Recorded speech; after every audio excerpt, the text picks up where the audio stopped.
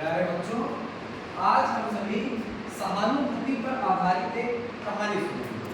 सहानुभूति का अर्थ होता है एक दूसरे के प्रति सहयोग की भावना रखना और एक दूसरे का सहयोग करते हुए निरंतर आगे की ओर बढ़ना।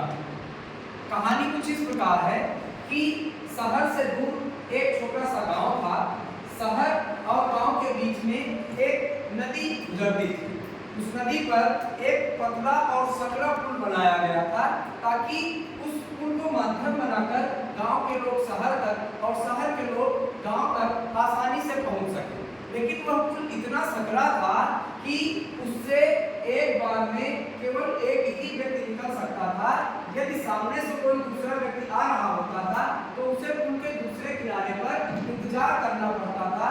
जब पहला व्यक्ति पुल को पार कर लेता था तब दूसरा व्यक्ति पुल से दूसरे किनारे तक जा सकता था। एक बार अलग अलग दिशाओं से दो व्यक्ति पुल को पार करने लगे और बीच रास्ते पर दोनों का मिलन होता है और दोनों व्यक्ति आपस में लड़ने लगते हैं। पहला व्यक्ति दूसरे से वापस जाने के लिए कहता है और दूसरा व्यक्ति पहले से वापस जाने के लिए कहता है। इस प्रकार दोनों में मुठभेड़ की स्थिति आ जाती है, मारपीट शुरू हो जाती है और जब झगड़ा काफी आगे बढ़ जाता है वे दोनों मित्र लड़ते लड़ते उस नदी में गिर जाते हैं और डूबकर उन दोनों की मृत्यु हो जाती है।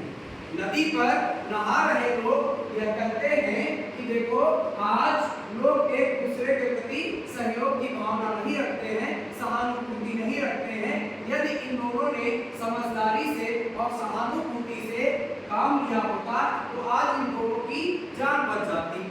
और ऐसा करके वह घटना समाप्त हो जाती है और कुछ दिनों के बाद लोग गंगा नदी उसी नदी को नहा रहे होते हैं और एक दूसरी घटना घटित होती है। दो अलग अलग दिशाओं से बकरियां जा रही होती है और उस पुल को पार करने के लिए पुल से होकर गुजरती है।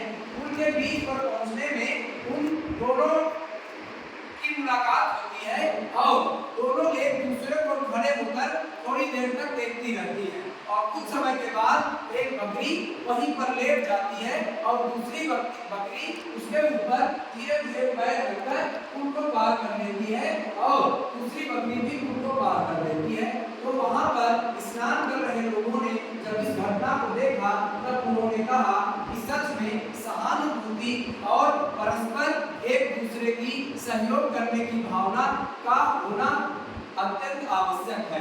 यदि हमारे अंदर एक दूसरे के प्रति सहयोग की भावना रहेगी तो हम खुदी बकरियों की भांति अपने कार्य को अंजाम देकर निरंतर प्रगति के पथ पर अग्रसर होते रहेंगे। और यदि हमारे अंदर सहानुभूति की भावना नहीं होगी तो हम उन्हीं दोनों मनुष्यों की भांति आपस में लड़ते झगड़ते और अपने आप को विकास के पथ पर अग्रसर होने से रोकते रहेंगे। तो हमें इस कहानी से यही सीख मिलती है कि हमें एक दूसरे के प्रति परस्पर सहयोग एवं सहानुभूति की भावना रखनी चाहिए। धन्यवाद।